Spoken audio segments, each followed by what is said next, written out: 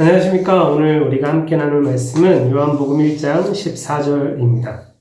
말씀을 같이 읽겠습니다. 말씀이 육신이 되어 우리 가운데 거하심에 우리가 그의 영광을 보니 아버지의 독생자의 영광이요 은혜와 진리가 충만하더라. 네. 우리 앞서 소요리문답 20문에서는 이제 하나님께서 우리를 죄와 비참함의 상태에서 건져내어 구원의 상태에 이르게 하려 하심이라 이렇게 하면서 마지막에 구속자로 말미암아 이렇게 마무리를 했었습니다. 그리고 이어지는 이제 21문은 바로 그 구속자, 하나님께서 선택한 자들을 구속할 자가 누구이신가? 라는 질문을 던지고 있습니다. 소요리문답 제21문입니다. 하나님이 선택한 자를 구속할 자가 누구이신가요? 그리고 이렇게 답합니다. 하나님이 선택한 자의 유일한 구속자는 주 예수 그리스도이신데 그는 하나님의 영원하신 아들로서 사람이 되어 그렇게 계셨고 그때부터 앞으로도 계속 하나님이면서 사람이십니다. 두 구별되는 본성과 한 위격으로 영원히. 우리가 너무나도 잘 아는 사실과 또 어렵게 느껴지는 신학 용어들이 이렇게 함께 나와 있습니다. 그런데 분명 우리는 예수 그리스도께서 우리의 구속자이심을 잘 알고 있습니다. 하지만 이제 예수님이 어떤 분이신지 또 우리가 그것을 똑바로 알아야, 제대로 알아야 우리의 구원에 대해서도 바르게 이해할 수 있을 겁니다. 그래서 우리가 정말 제대로 알고 있는지 한번 점검해 볼 필요가 있을 것 같습니다. 가장 먼저 예수님에 대해 설명하면서 그는 하나님의 영원하신 아들로서 사람이 되어 그렇게 계셨고 이렇게 말하고 있습니다. 네, 이 말은 우리가 잘 아는 대로 성육신을 의미하는 것이죠. 우리가 앞서 삼위일체에 대해서 배웠던 것을 다시 좀 되돌려 볼 필요가 있을 것 같습니다. 하나님은 성부, 성자, 성령, 삼위로 계신다 이렇게 말을 했습니다. 그러니까 예수님이 하나님의 영원하신 아들이라고 하는 것은 그분이 성자 하나님이시다라는 것을 말하는 것입니다. 오늘 읽은 말씀에서도 우리가 그 예수님의 영광을 보니까 아버지의 독생자의 영광이다 이렇게 말하고 있고 또 요한복음 3장 16절에서도 예수님을 하나님의 독생자로 표현을 하고 있죠. 거기서 이제 예수님을 독생자라고 표현한 것은 그저 이제 아들이 한 명이라서 하나뿐인 외아들이라서 그렇게 독생자라고 부르는 것이 아닙니다. 단지 그 의미가 아닙니다. 성경에서 우리도 하나님의 아들, 딸, 하나님의 자녀라고 표현을 하잖아요. 그렇다면 예수님과 우리는 어떤 차이가 있을까요? 다 하나님의 자녀라면, 하나님의 아들이라면, 저도 하나님의 아들이고, 예수님도 하나님의 아들이라면, 저와 예수님의 차이는 무엇일까요? 좀 비슷한 상황을 예로 들어 본다면, 요즘 반려동물 키우는 분들이 많죠. 옛날에는 애완동물이라고 불렀었는데, 요즘은 정말 가족같이 이렇게 대하면서 반려동물이라고 부릅니다. 그래서 반려동물에게 내 새끼, 내 자식, 내 아들, 내 딸, 아들, 이렇게 일로 와봐, 딸, 이리 와봐, 이렇게, 암컷이나 수컷한테는 아들, 암컷한테는 딸, 이렇게 부르는 경우도 본 것 같아요. 정말 자식처럼 여기고 사랑하는 거죠. 근데 만약에 그 집에 진짜 자기 아들, 자기 딸이 있다고 한다면, 내가 낳은 내 아들과 내가 키우는 반려동물로서의 그 아들은 분명 차이가 있겠죠. 분명 다를 겁니다. 개와 고양이랑 사람은 종이 다르잖아요. 완전 종이 다르죠. 그 사이의 관계 면에서도 다를 겁니다. 내가 키우는 내 아들과 내가 키우는 내 강아지는 둘 다 아들이라고 부른다고 해서 그 둘이 같을 수는 없겠죠. 마찬가지로 예수님이 하나님의 독생자라고 이렇게 할 때 예수님은 우리와 종이 다른 종류의 아들이십니다. 우리는 하나님의 피조물인 사람을 하나님께서 창조하셨고 하나님께서 자녀로 삼아 주신 것이죠. 또 그리고 그분이 우리의 창조주이시기 때문에 우리가 그분을 하나님을 아버지라고 부르는 것입니다. 하지만 예수님은 같은 하나님으로서, 같은 신으로서 성부 하나님과 성자 하나님, 아버지와 아들의 관계에 있는 것입니다. 좀 이해가 되시죠? 예수님은 하나님과의 관계에서 성부 하나님, 성자 하나님, 같은 하나님으로서 다른 그 어떤 것과는 다른 관계, 유일한 관계를 맺고 계십니다. 그래서 예수님이 하나님의 독생자다, 하나님의 아들이다 할 때는 우리가 하나님의 아들 자녀라고 할 때와는 사실 차원이 다른 의미를 가지고 있는 것이죠. 다시 말씀드리지만 이걸 정리하면 예수님은 성자 하나님이시라는 겁니다. 성부 하나님과의 관계 속에서 아들의 관계에 있는 성자 하나님. 예수님은 하나님이십니다. 그런데 그 성자 하나님, 하나님의 영원하신 아들, 그분이 사람이 되셨습니다.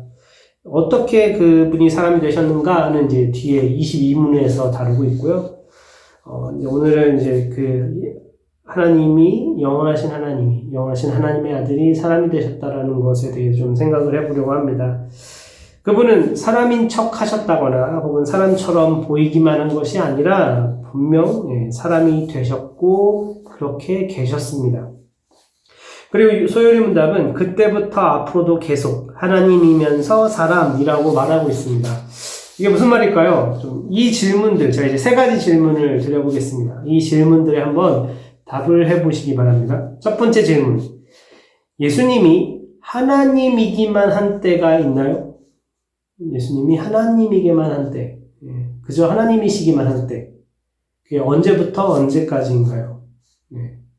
두 번째, 예수님이 사람이기만 한 적이 있나요? 사람이기만 한 때가 있나요? 그렇다면 그게 언제부터 언제까지인가요?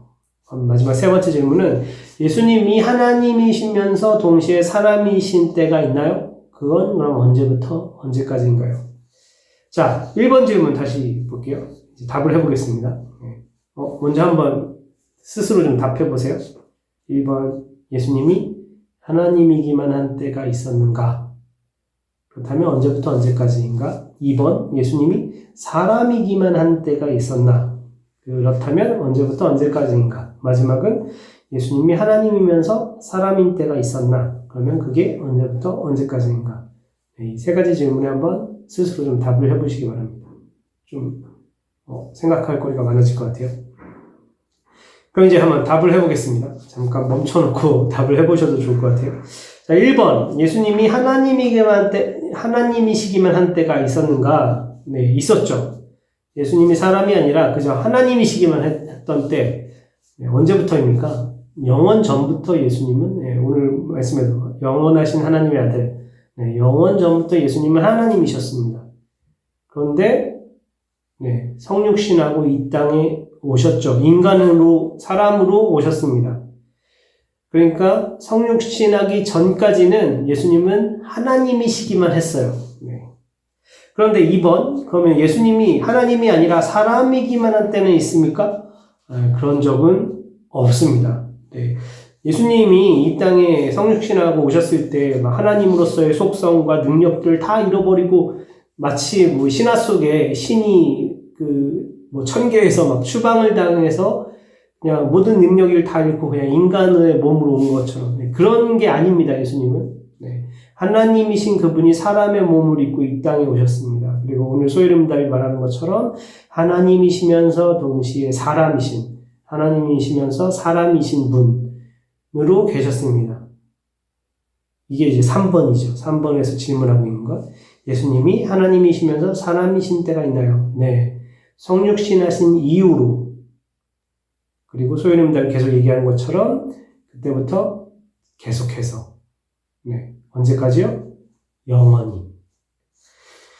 성육신하신 이후로 예수님은 성육신하셔서 이 땅에 오시고 십자가에서 죽으시고 부활하셨을 때 예수님은 분명 부활의 몸을 입으셨습니다. 예수님은 십자가에서 죽으시고 영혼만 딱 빠져나와서 영혼 상태로 계신 게 아니라 분명 부활의 몸을 입으셨습니다. 부활의 몸을 입은 사람이었던 거죠. 지금의 우리와는 좀 다른 예수님이 보이신 그런 행동이나 이런 걸 볼 때 그저 단순히 지금 우리 육신과는 다른 육신이겠죠. 마찬가지로 우리도 부활의 몸을 입게 될 때, 우리의 구원이 완성됐을 때 부활의 몸을 입게 되고 영광스러운 몸을 입게 될 것입니다. 그러니까 예수님은 부활의 첫 열매로서 우리 입장에서는 미래적인 그 육신을 입으신 거죠. 부활의 몸을 입으신 겁니다. 그러나 분명 그 부활의 몸을 입으신 예수님은 완전한 사람이십니다. 하나님이시면서 사람이십니다. 그리고 예수님은 그 부활의 몸을 막 벗어던지고 영혼만 승천하신 게 아니죠. 제자들이 보는 앞에서 눈에 보이도록 그 부활의 몸을 입으신 채로 하늘로 올라가셨습니다. 그리고 그 모습 그대로 다시 오실 것입니다. 사도행전 1장 9절부터 11절에 그 말씀이 있죠. 제가 읽어드리겠습니다. 이 말씀을 마치시고 그들이 보는데 올려져 가시니 구름이 그를 가리어 보이지 않게 하더라. 구름 위까지 하나님 계신 곳으로 이제 올라가시는데 육신을 입고 올라갔기 때문에 제자들이 이렇게 하늘을 쳐다보면서 봤고 구름 위로 이제 구름에 가려져 안 보일 때까지 볼 수 있었다는 겁니다. 육신을 입고 올라가셨어요. 또 그렇게 올라가실 때 제자들이 자세히 하늘을 쳐다보고 있는데 흰 옷 입은 두 사람이 그들 곁에 서서 이르되 갈릴리 사람들아 어찌하여 서서 하늘을 쳐다보느냐 너희 가운데서 하늘로 올려지신 이 예수는 하늘로 가심을 본 그대로 오시리라 하느니라. 예수님은 그 부활의 몸을 입은 상태로 오실 것입니다. 그러니까 이만희일 수 없어요. 정명석일 수 없어요. 예수님은 부활하신 예수님의 모습으로 이 땅에 오실 것입니다. 예수님은 그 육신을 벗어버리고 영혼 상태로 계시다가 다른 사람에게 영이 임한다거나 이런 존재가 아니십니다.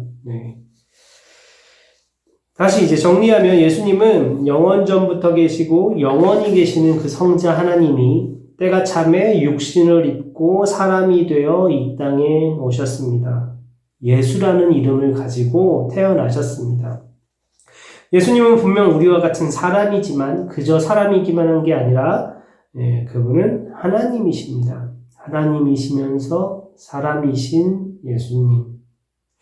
이것에 대해서 이제 다음 시간에 더 자세히 다루겠습니다. 중요한 것은 오늘 이제 말씀 마무리하면서 중요한 것은 이렇게 좀 전에 말씀드린 것처럼 영원하신 하나님께서 우리 배웠죠. 무한 영원 불변하신 영이신 하나님. 그 하나님께서 성자 하나님께서 당신이 지으신 이 작은 세상에 그것도 작은 사람 하나의 그 사람의 육신을 입고 우리의 자리로 오셨다는 것입니다. 그 이유가 무엇입니까?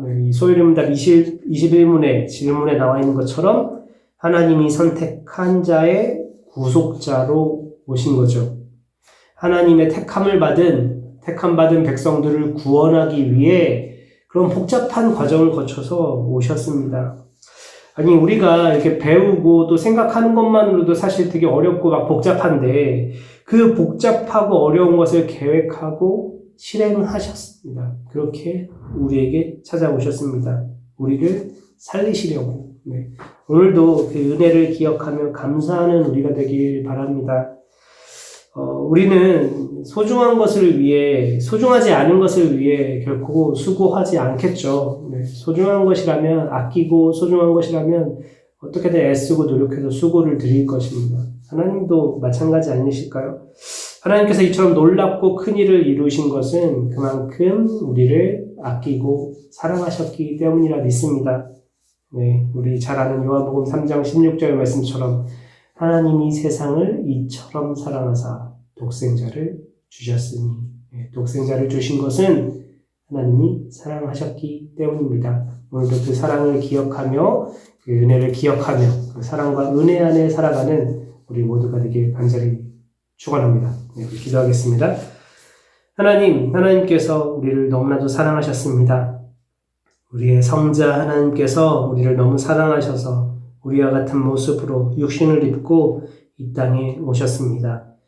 하나님이시면서 사람이신 우리 주 예수 그리스도, 우리를 구원하기 위해 오신 우리 주여, 우리의 왕이신 예수님, 오늘 하루도 주님 앞에 감사하며 주님을 찬양하는 오늘 하루 되게 하여 주시옵소서. 감사드리며 예수님의 이름으로 기도합니다. 아멘.